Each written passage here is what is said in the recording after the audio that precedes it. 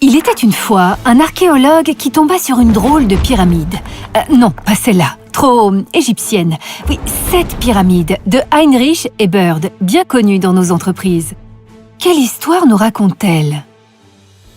Eh bien, commençons par un petit détour.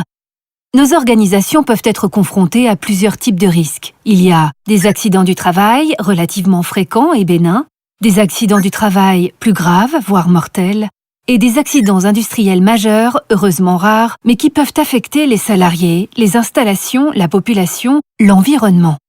La plus grande menace, bien sûr, est ici. Mais alors, le fameux TF, taux de fréquence, qui traduit le nombre d'accidents produits sur un site, parlons-en. Puisqu'il ne décrit que ce qui est déjà arrivé, il décrit finalement surtout des accidents bénins. Alors, réduire son TF, c'est une chose, mais est-ce que ça a un véritable impact pour prévenir les accidents plus graves? Oui, semble nous dire la pyramide de Bird. Événements bénins et graves sont proportionnels. Alors, si on réduit la base, ça réduira le sommet, ça semblerait logique. Sauf que, dans la base, oui, il y a quelques événements où on n'est pas passé loin de quelque chose de bien pire. Et il y en a d'autres, beaucoup plus nombreux, qui ne pouvaient pas dégénérer en accidents graves.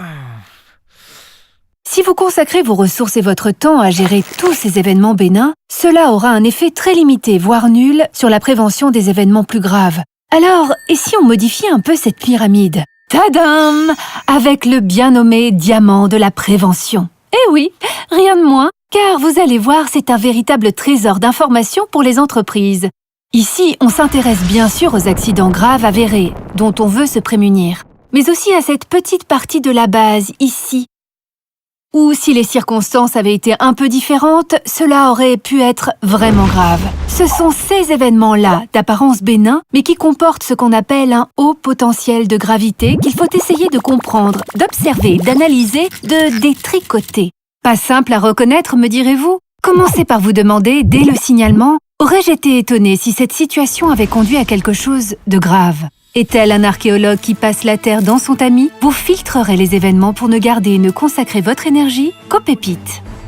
Concentrons-nous sur l'essentiel, nos vies.